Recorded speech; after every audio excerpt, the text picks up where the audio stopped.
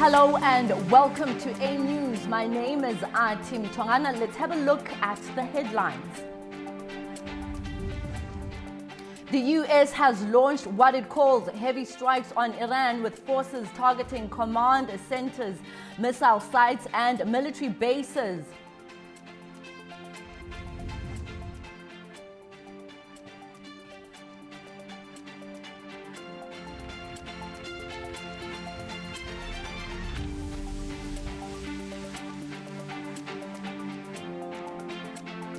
The death toll from Japan's earthquake rises to 30.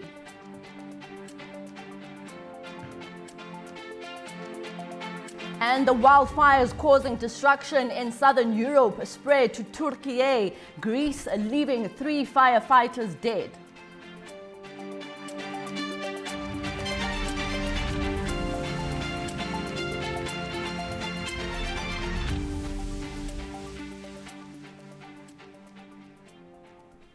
The US has launched what it calls heavy strikes on Iran, with forces targeting command centers, missile sites and military bases. Tens of thousands of US troops remain on high alert across the Middle East. It becomes as Washington threatens a harsh response to an attempted missile attack on its troops in the region.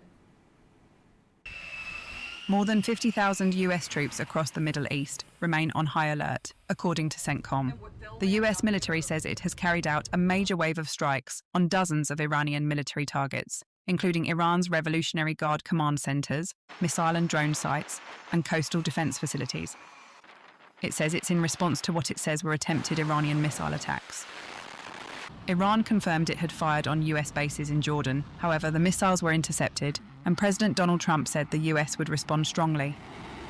They know it's coming. They're asking us not to do it, but they tried shooting it last night. So we had 5 rockets shot going 8,500 miles an hour, and all 5 rockets were knocked down to the ground.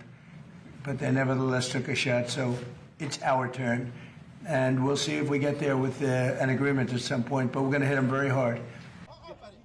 Meanwhile, Iranian state television released footage from Keshem Island, showing rescue teams clearing rubble from a residential building after the strikes.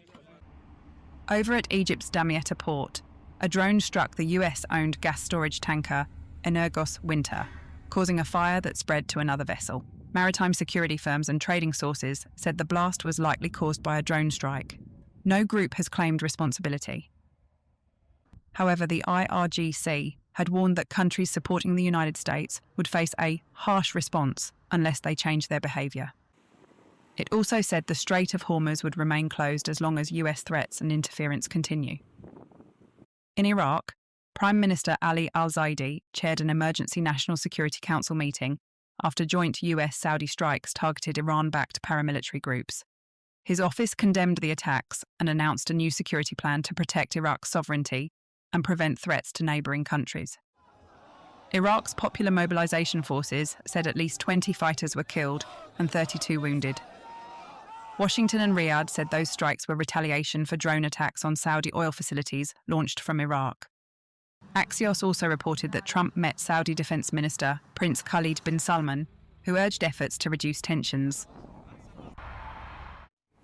US President Donald Trump says he wants tariffs on Iran to be added to the sanctions bill against Russia currently being passed by lawmakers. He says the bill put forward by the late Senator Lindsey Graham would increase pressure on Tehran. So I'd like them to add Iran as tariffs, not just as sanctions. I think it's important. That's what Lindsey wanted.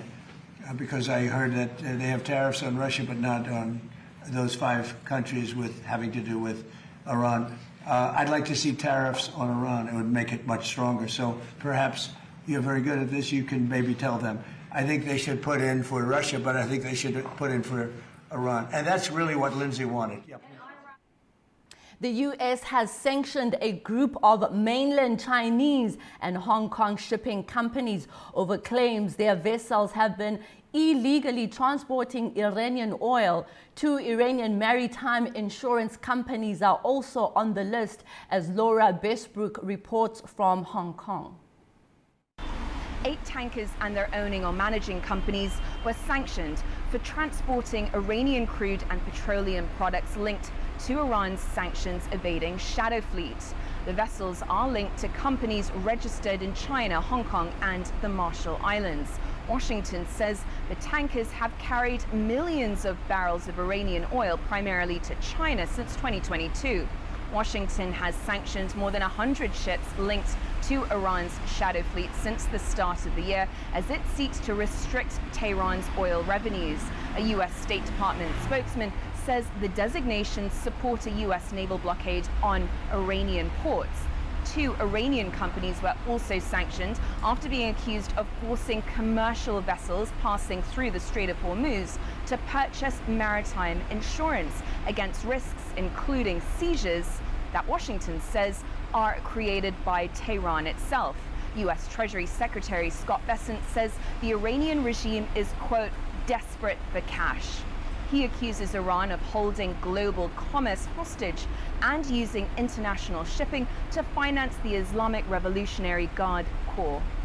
China is the biggest buyer of Iranian oil. U.S. officials have accused Chinese buyers and shipping networks of providing Tehran with an economic lifeline by buying discounted crude despite American sanctions.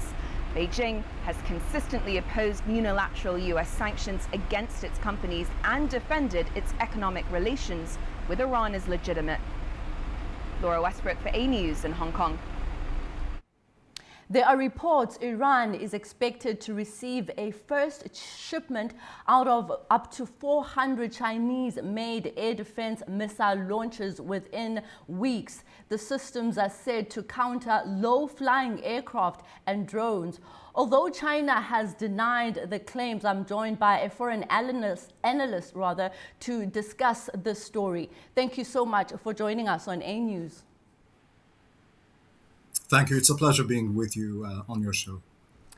If Iran does indeed receive these Chinese-made air defense systems, how significantly could they change the military balance, particularly for U.S. and Israeli aircraft operating over or near Iranian territory? Yeah, a very good question, and thank you so much again. Israel is not currently part of this stage of the war against the Iranian regime. It's only the U.S., which currently is involved. And we've seen also yesterday and today how Saudi Arabia has also engaged with Iranian militias out of Iraq to defend its territory after attacks on Saudi Arabia. We've seen also other countries in the Gulf take a part in some operations retaliatory against Iran and against their proxies, but for now it's the U.S. And why these mantas, these shoulder carried missiles are important. They give Iran, they fill a major gap for Iran where they couldn't really operate in defending against low-flying U.S. and Israeli aircraft in the initial phases of the war, and that's really helicopters, low-flying planes as well as drones, and so this might not sound like a lot. We are talking about a $60-70 million roughly contract for 400 of these manpads, but they could alter the game calculations and the war calculations, I should say, for the U.S. We know how an American aircraft, an F-15, was downed a few months ago over Iran, and that was done also likely with one of these Chinese-made launchers and missiles, all in one. So this could potentially also signal a lack of caution on behalf of Xi Jinping, the president of China, or rather a different calculation that he is ready to take. vis-a-vis the US, although President Trump was welcomed in Beijing in May, and Xi Jinping is expected in Washington D.C. In September. 24th, I believe, of September was the likely target date for a visit there. But again, this might really prompt President Trump to react in ways that Xi Jinping and his team are not possibly or necessarily prepared to handle the respective reaction. And by that, I mean sanctions. Sanctions have been already levied against Chinese firms, as you've presented. Also in May, we've seen Chinese satellite imagery companies being targeted with sanctions by the US State Department and affiliated agencies for providing targeting data against US troops, US bases in the Middle East region.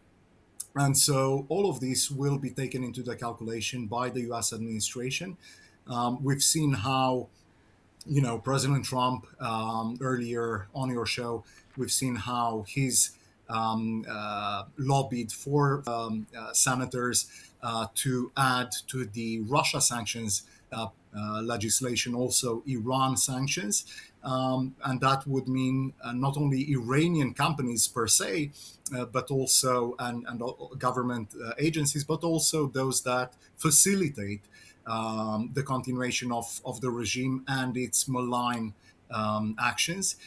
So including companies from China and beyond. And, this game really by the Chinese government of using not the parent company headquartered out of Beijing, but part of the holding, a company headquartered out of Hong Kong, as if Hong Kong was an independent entity, as in the past. That's really farcical. Two more questions. That's, all right, Mr. yeah. Schwarz. So China has denied supplying these weapons to parties involved in the conflict. If the deal indeed is confirmed, would it suggest that Beijing is moving from diplomatic support for Iran toward a more direct involvement? I mean, again, their diplomacy has constantly denied supplying any sort of support to the Iranian regime, any sort of military support, I should say, because they are Iran's lifeline. They buy 90% or so of Iran's crude oil and condensates. But militarily, they have constantly denied supporting Iran. That's contrary to what all the data is suggesting. All of these shipments are tracked via satellite and via other means, including intelligence and human intelligence components. Everyone, in the U.S. intelligence organizations know very well, and the president is briefed daily on the type of support that China is providing. And the Chinese know very well that the U.S. knows about all of these, but they want to build, credible deniability. That's not working. They are currently a superpower, China, and it really depends on the U.S. actions to make President Xi Jinping recalculate whether this really is something that he's ready to continue doing to support the regime in Tehran, a regime which obviously is shaky also because of popular unrest in Iran, and China wants to continue being a partner to Iran, even if this regime falls as a result of popular pressure. So they need to be very careful as to the calculations going forward vis-a-vis the US, but also vis-a-vis Iran itself, the population that is. Andrei Schwarz, thank you so much for taking the time to talk to us on A News. Thank you. Oil prices have jumped after the latest U.S. military strikes in the Middle East. It comes as new figures show that crude oil stocks in the U.S. are at their lowest in recent years. Oil prices rose by more than 3% after joint US-Saudi strikes in Iraq and the interception of ballistic missiles aimed at US forces. Brent crude climbed nearly $3 a barrel, while US benchmark West Texas Intermediate also gained more than 3%. The rise follows the attacks by the US and Saudi Arabia on Iran-backed groups in Iraq, blaming them for drone attacks on Saudi oil facilities. However, Iran warned that blaming it for the drone attacks on Saudi oil facilities would be a major miscalculation. The strikes came hours after the US military said it had averted what it described as a surprise Iranian attack on US troops in the region.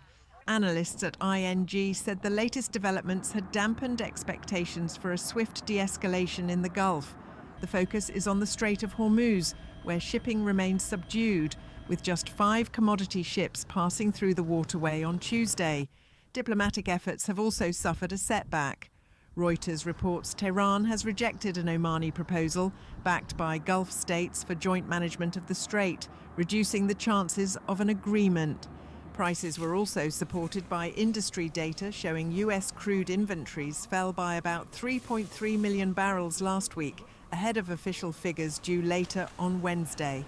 Analysts at DBS Bank expect Brent to remain volatile, trading between $80 and $100 a barrel in the near term as the conflict ebbs and flows, while Reuters sources say OPEC Plus is likely to pause planned oil output increases for 3 months from October. Moving on to Russia and Ukraine. Russian missile strikes across Ukraine have killed at least 8 people, including 1 in Kiev, 6 in 2 other Ukrainian regions. Kiev says rescue operations are continuing as both sides report strikes on military and infrastructure targets. A fresh wave of Russian attacks has hit several Ukrainian cities, causing casualties and widespread damage. Kiev mayor said the capital was targeted with ballistic missiles, with fires reported in several districts. Emergency crews responded to damage caused by falling debris, while many residents sought shelter in underground metro stations opened as temporary shelters during the attack. A Russian strike hit a market and a garage site in Kiev, killing 1 person and injuring others, according to local officials. In the western city of Lviv, Russian strikes damaged residential buildings, trapping people under rubble. Mayor Andriy Sadovyi said more than 20 people were injured and rescue operations were underway. In the Dnipropetrovsk region, 6 people, including 2 children, were killed after a strike hit the city of Kryvyi Rih. Dozens more were injured and rescue teams continued searching damaged buildings. The strikes came after President Volodymyr Zelensky warned that Russia was preparing a major attack. He renewed calls for stronger air defenses, saying Ukraine urgently needs more protection against missile strikes. Moscow also said it struck 3 cargo ships in the Black Sea that it claimed were carrying military supplies. Ukraine reported overnight drone strikes on targets inside Russia, including oil refineries and logistics facilities. Russian officials said a Wildberries warehouse in Penza caught fire after a drone attack, injuring 1 person and forcing around 200 people to evacuate. Poland's prime minister has confirmed that a suspected Russian missile fell in his country's territory overnight on Wednesday. The breach of NATO airspace comes a day after Poland and Ukraine held high-level security talks. Here is the latest on the story. A 10-meter wide crater in an empty Polish farming field is the latest sign of the war in Ukraine spilling across borders. Speaking directly from the impact zone in the eastern Lublin province, Prime Minister Donald Tusk confirmed the airspace breach, stating that early assessments point to a Russian missile, though the exact type is still being verified. Tusk reassured the public that there was no immediate danger since the object landed in an uninhabited area, adding that Polish air defences were locked on and prepared to shoot it down if necessary. Ukraine's foreign minister had earlier claimed it was a Russian Kh-101 cruise missile fired during a massive overnight bombardment. The breach prompted Warsaw to immediately scramble fighter jets and activate its air defense networks. The timing of the incident is highly significant. Just a day earlier, Ukrainian President Volodymyr Zelensky was in the same Polish province meeting with Tusk to discuss enhancing air defense cooperation. All right, now Tehran and Moscow have been discussing Ukraine's drone attack on an Iranian commercial ship in the Caspian Sea at the weekend. A news correspondent, Toraj, reports. Iran has signaled that it doesn't seek an escalation in the war in the region after Ukraine struck an Iranian merchant ship in Russia's territorial waters in the Caspian Sea at the weekend, killing one sailor. Diplomats from both Tehran and Moscow met in the Russian capital to discuss what happened, according to the state IRNA news agency. Iran's ambassador to Russia, Kazem Jalali, and Kremlin's special representative for the Caspian Sea affairs, Nikolai Udovichenko, also focused their talks on fostering bilateral relations, including in the Caspian Basin. Meanwhile, Iranian Foreign Minister Abbas Araghchi and his Ukrainian counterpart Andrei Sybiha held a phone call on Tuesday. Previously, Iran's foreign minister demanded restitution for losses amid unconfirmed media reports that Tehran was considering a reprisal response by targeting a Ukrainian port in the Black Sea. He had vowed to hold Kyiv accountable for the attack, promising in a post on X that the strike cannot remain unanswered. However, the plan was reportedly restrained after the phone call. Tehran has stressed that its commercial vessel was solely carrying non-military cargo. Speaking to IRNA, Ambassador Jalali added it was justified to expect that Russia will retaliate. Foreign Minister spokesman Ismail Baghai has slammed the attack as illegitimate and contrary to the United Nations Charter, rejecting Kiev's claim on linking Tehran to the ongoing war between Russia and Ukraine. Turaj Shiralilu from Tehran for A News. The Caspian Pipeline Consortium has suspended loading oil at its Black Sea terminal near Russia's Novorossiysk after it says Ukraine drone attacks targeted two tankers. The CPC says Marshall Islands flag tanker Nissos Sifnos was targeted while loading oil, causing a fire on the ship's deck. And the Isle of Man flag tanker Maritime was approaching the facility to receive crude. No casualties were reported. The consortium had already halted oil loading on the 20th of July following an earlier tanker attack. Operations resumed on the 27th.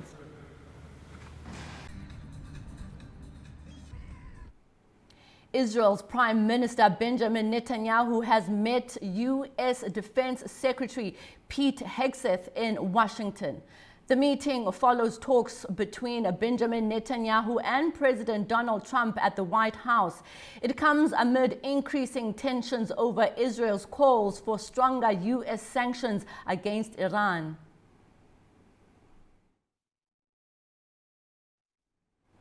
Meanwhile, Pakistan has called for an immediate ceasefire in Israel's assault on Gaza following high-level talks with Egypt. Islamabad has urged the UN Security Council to fully implement the ceasefire and peace framework. Here's a report by A News. Pakistan has followed its appeal at the United Nations for an immediate ceasefire in Gaza with fresh diplomatic engagement. Deputy Prime Minister and Foreign Minister Mohammad Ishaq Dar held a telephone conversation with Egyptian Foreign Minister Badr Abdelatty on Wednesday. According to Pakistan's Foreign Office, the two called for an immediate end to strikes in the Strip, unrestricted humanitarian assistance, and full respect for international law. They also condemned continued Israeli military operations, escalating sectoral violence, and repeated violations at the Al-Aqsa Mosque compound. The ministers also discussed Jordan's proposal to convene Arab and Islamic countries to coordinate diplomatic efforts in support of the Palestinian people. The phone call came a day after Pakistan addressed the United Nations Security Council on Middle East. Pakistan's permanent representative, Ambassador Asim Iftikhar Ahmed, urged full implementation of the Gaza ceasefire and the UN-backed peace framework. He warned that more than 1,100 Palestinians had been killed since the ceasefire took effect last October, and said delays risked undermining prospects for a just and lasting peace. Mariam Shah, A News, Islamabad. After the break, 3 firefighters are killed in Greece as the wildfires devastating southern Europe continue to spread.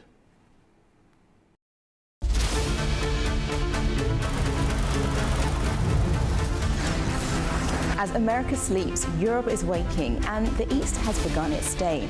A News is right here at the center, bringing you the latest stories as they break. I'm Nadia Jani, here with you each weekday morning to share latest world news and the stories shaping our region. Across all platforms and wherever you get your news, we explore the context behind the big headlines. Live from Baku, I bring you a diverse mix of regional and international news, sport and politics for you, an audience that wants a bit more. So join me Monday to Friday for the latest headlines, expert analysis and live updates from around the world. Around the globe and live from Baku, this is Daybreak here on A News.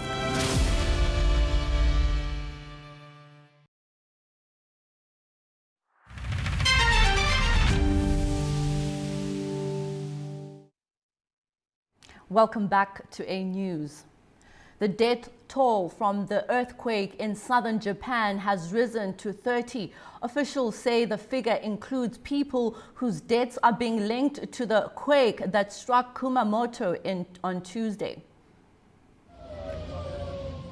Bridges have collapsed, roads have cracked, and a paper mill has been badly damaged after the earthquake in Japan's Kumamoto prefecture. Rescue teams are continuing to search for people trapped under the rubble. Officials say around 58,000 homes are still without water or electricity 2 days after the earthquake. Prime Minister Sanae Takaichi says the death toll has risen to 30, including people whose deaths are still being investigated for a possible link to the earthquake.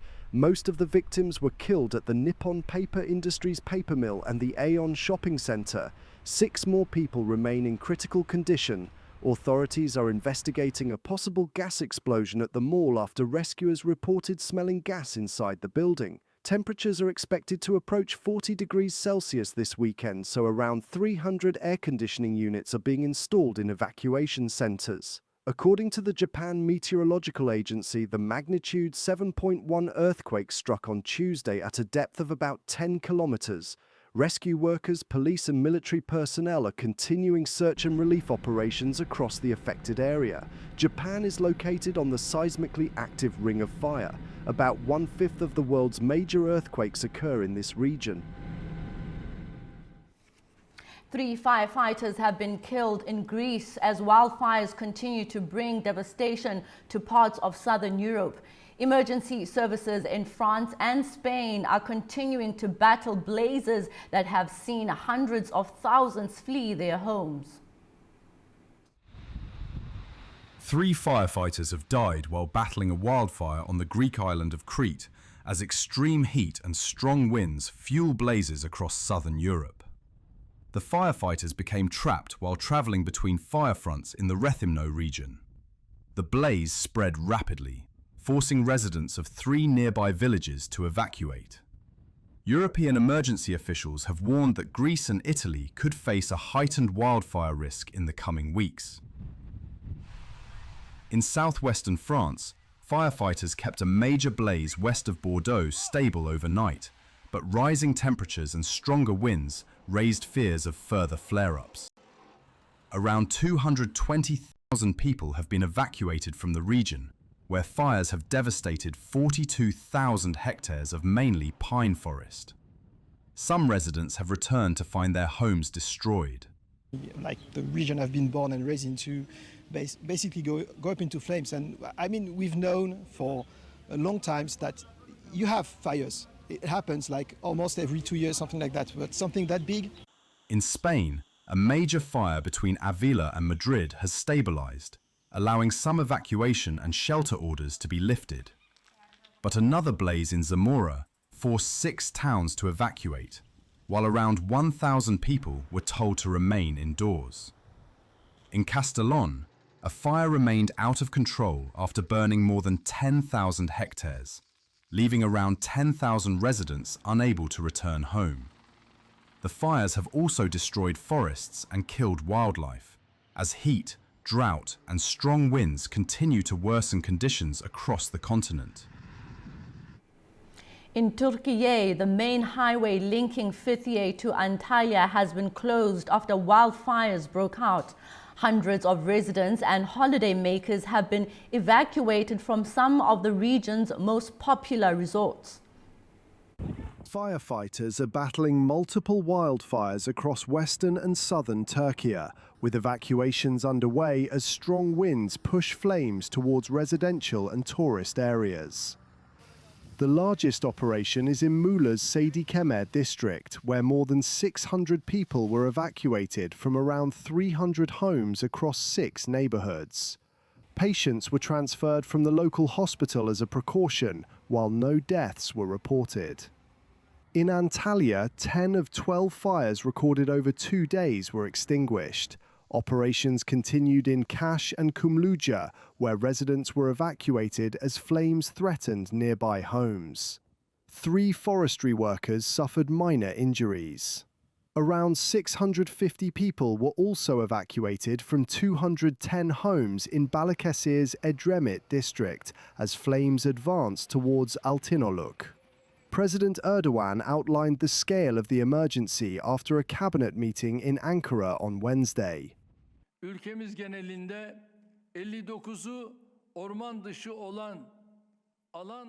Today, a total of 90 fires have broken out across our country so far, 59 of them in areas outside forests.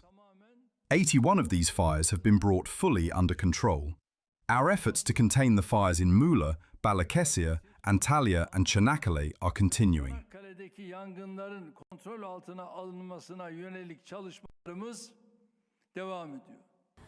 Erdogan said more than 3,200 personnel, supported by 21 aircraft, 58 helicopters and hundreds of ground vehicles, were working to contain the remaining fires. The Agriculture and Forestry Ministry said aerial and ground operations were continuing at the remaining active fronts, while some other fires had been contained or had lost intensity. Meanwhile, Turkey's President Erdogan says his government is planning to advance the dissolution of the Kurdistan Workers' Party, or PKK. The release of new legislation could mark the next stage in the ongoing peace initiative. Adam Morrow reports from Istanbul. Speaking after a Wednesday cabinet meeting, President Recep Tayyip Erdogan said the government would submit legislation to parliament in coming days related to the sought-for dissolution of the Kurdistan Workers' Party, or PKK. Erdogan did not provide details of the proposed legislation, but said it would support an ongoing disarmament process aimed at ending the group's decades-long armed campaign against the Turkish state.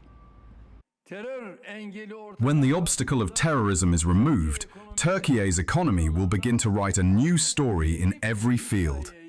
We believe this with all our hearts. In the coming days, we will submit to the opinion of our veteran parliament the legal regulation that we have been working on for some time. As the People's Alliance, despite various difficulties, we will, God willing, bring this important process, which we have carried out in full solidarity, to its goal with the support of our political parties that place national issues above their personal interests. Partilerimizin de desteğiyle inşallah hedefine ulaştıracağız.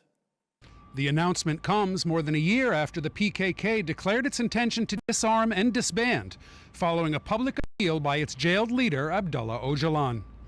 Viewed as a terrorist group by Turkey, the United States, and the European Union, the PKK has waged a bloody insurgency against the Turkish state since 1984. The conflict has claimed tens of thousands of lives, both military and civilian, and remains one of Turkey's most significant security challenges. After Öcalan issued his appeal in February of last year, the PKK took some tentative steps towards laying down their arms. Since then, however, the broader disarmament process has stalled, with key questions over implementation and verification still unresolved. Ankara insists that the PKK's complete and unconditional dissolution is essential for achieving peace and security, while Turkish officials have worked on a legal framework to manage the next phase of the process. Erdogan's latest comments suggest that the government is now preparing to formalize that framework through parliament, potentially paving the way for further progress towards ending the decades-long conflict. Additional details on the proposed legislation are expected once the bill is submitted to lawmakers. This is Adam Morrow for A News in Istanbul, Turkey.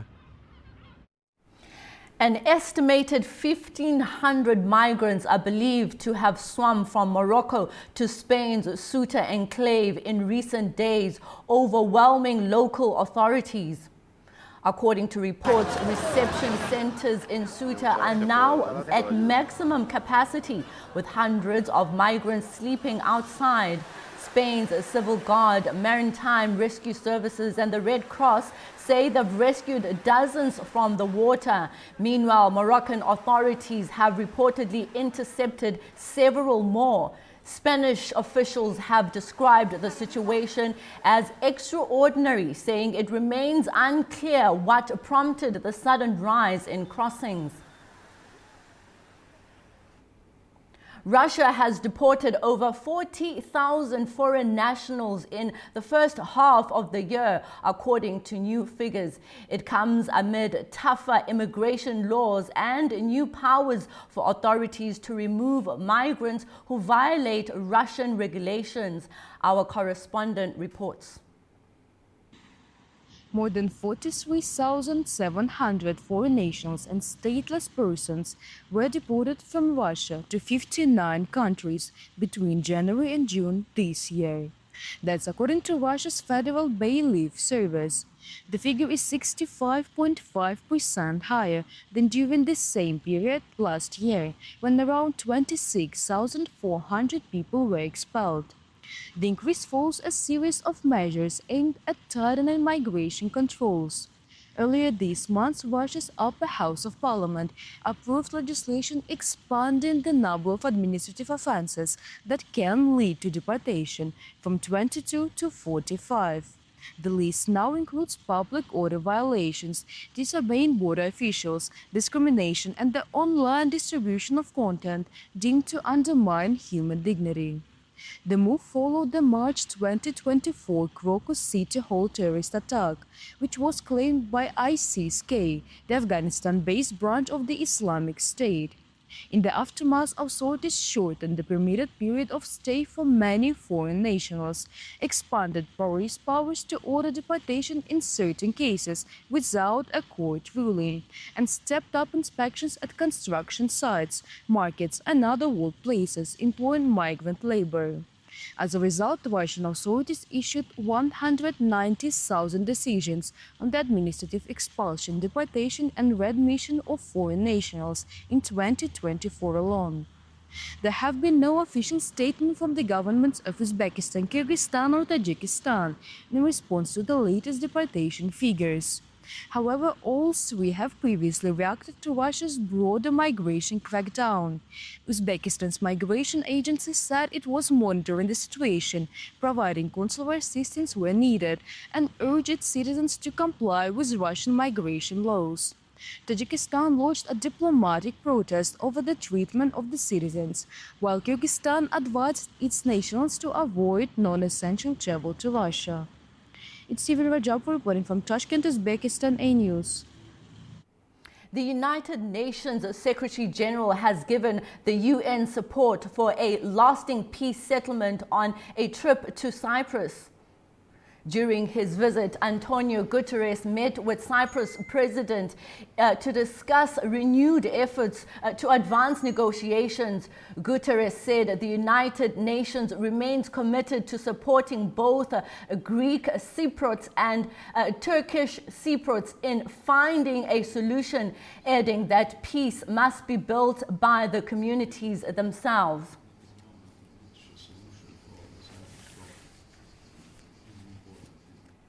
Now, for more on the story, I'm joined by Professor Yushel Bullitt. Thank you so much for joining us on A News.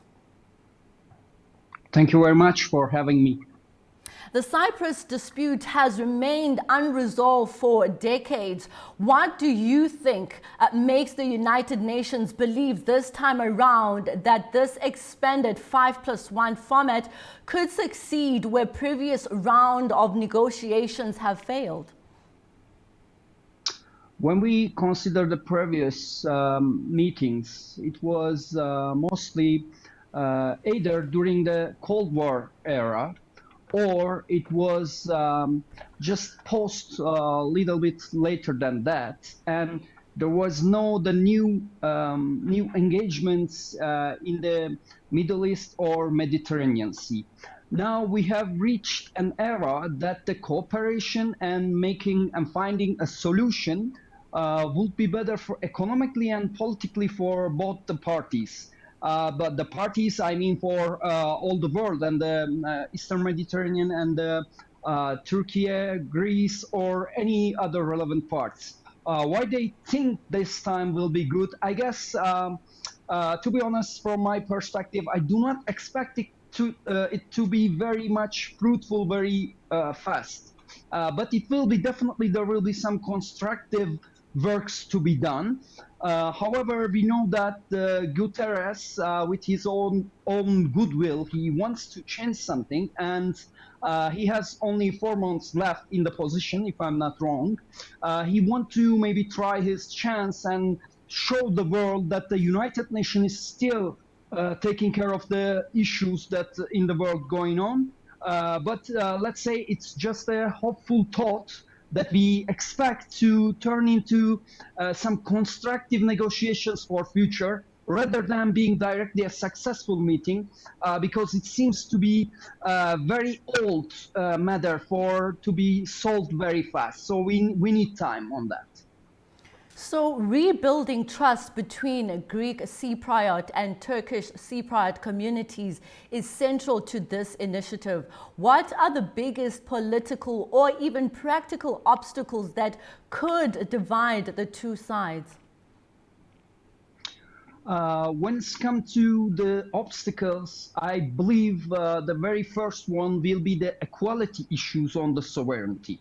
In 1960, when the Cyprus Republic is established and there was relatively peace in the region, unfortunately, some Greek sides military coup happens and a new establishment collapsed. So at that time, the problem was nationalist feelings of the Greeks as well as the security issues that Turks has faced. So today, if they try to make a peace and they try to rebuild the peace and the friendship between them, or let's say trust between them, as they said, it will require some certain agreements for the security and the equality of the sides when it's come to the sovereignty of the issues of the both sides. So both the community, they share the same island.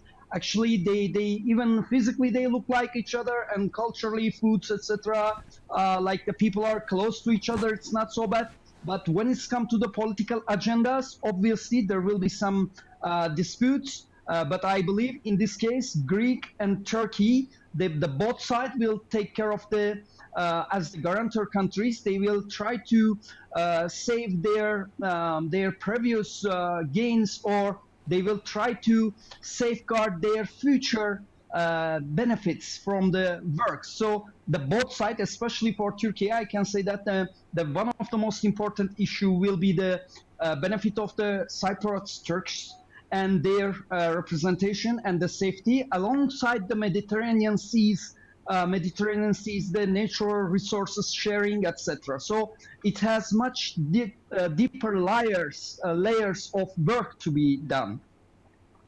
I'm glad you mentioned the participation of Greece and Turkey. So with these two nations, including the United Kingdom participating, how much influence could these external actors have over the outcome? And could their competing interests somehow complicate the negotiations? Actually, it's of course when it's come to the political agendas of the sides, Turkey and Greeks, we cannot actually anticipate anything for now because it will be like fortune seeing. You know, it's not possible to say that it will positively or negatively affect. But what we know in the region, Turkey needs peace. Greece needs peace for their economic development and to solve the issues and prepare for the future of the both countries. I believe the cooperation could create an amazing opportunity for the countries economically, tourism-wise, or let's say politically. However, when you look at from the Greece perspective and their expectation from Turkey for the Mediterranean Sea, natural gas resources, etc., it might cause the Greek side's expectations might cause some trouble. On the other hand, Turkey will not be really happy if Cyprus keep pressuring Turkey through Greece and from the back doors with the cooperation with the Israel, etc. They have worked together.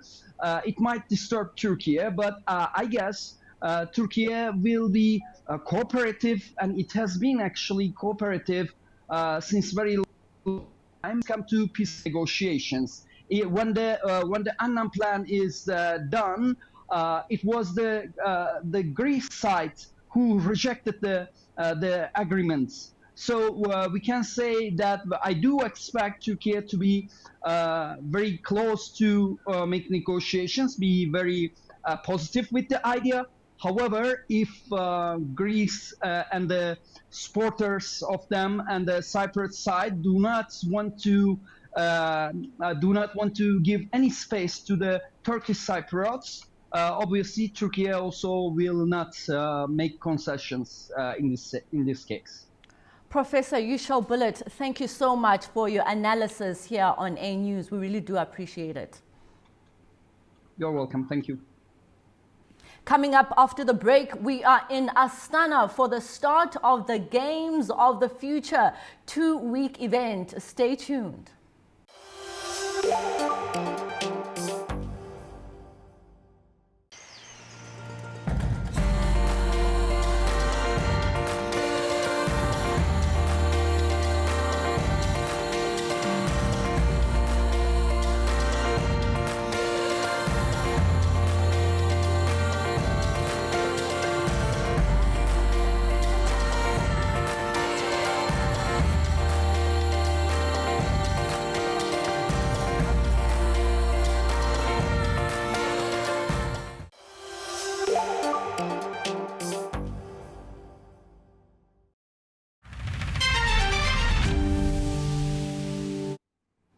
Kazakhstan is hosting one of the world's newest international sporting events. The Games of the Future have opened in Astana, where athletes compete in a format that combines digital gaming with physical sport. More than 800 competitors from over 30 countries are taking part. Our correspondent Fariza Karizmuna reports. The Games of the Future are underway in Astana, where more than 800 athletes from 34 countries are competing in 8 physical disciplines. The tournament combines digital technology with traditional sport. Kazakhstan is hosting the event for the first time, becoming the third country to stage the Games after Russia in 2024 in Abu Dhabi last year. The opening ceremony was attended by Kazakhstan's President Kassym-Jomart Tokayev and the leaders of the Central Asian states. In his address, Tokayev described the Games as a unique event combining sport and intellect. He also said hosting a tournament of this scale would contribute to Kazakhstan's infrastructure and strengthen the country's international profile. Therefore, amid growing global challenges, unique initiatives such as the Games of the Future are getting much deeper significance. I am confident that the Games of the Future will become another golden bridge of unity, friendship, and solidarity between all nations. Athletes compete first in a video game before taking part in the physical version of the same discipline. The winner is decided by the combined result, so success in the digital stage alone is not enough to secure an overall victory. According to the head of the World Digital Community, the movement now includes 115 countries. National tournaments and qualifying events are held across its member countries, with the top athletes earning a place at the Games of the Future. The competition runs until August 9th. The total prize fund is nearly $5 million, with around 1,000 volunteers supporting the event. Farisa Kalimurzina, Almaty, A News. And now to football. Ahead of Kabarak FK's match against CSKA Sofia on Thursday, Kabarak FK manager Guban Gubanov has been speaking about the team's squad changes, new signing expectations, and the match. A News' Katie Wilson met up with him. Goban Melim, Camilo Duran and Leandro Andrade, who were the team's top goal scorers in last season's Champions League campaign, they left during the summer transfer window. After that goalless draw last week, how confident are you that the current squad has got that attacking quality to replace their goal-scoring output? And what do you need to see from your forwards tomorrow? Yes, we transferred two very good players to another team. They had fully adapted to the squad and were helping us improve our game. This was very important, and both of them were also very confident players. However, I am not thinking today about what we could have done if they were still in the team. On the contrary, I wish both of them success. They were both among our favourite players. As for our own attacking line, I think every player is trying to show his best qualities. We have new players who are very hard-working. I personally invited each of them to the team because I trust and believe in them. They are players with a slightly different style, but they also have their own interesting movements and qualities. I believe they will make us feel the absence of those players much less. They are very motivated and will try to do their best to achieve a result, even though the first match ended in a draw. They are players who are capable of fighting until the very end. And that's the news this hour. Thank you for joining us. See you next time, and stay tuned to A News for more updates.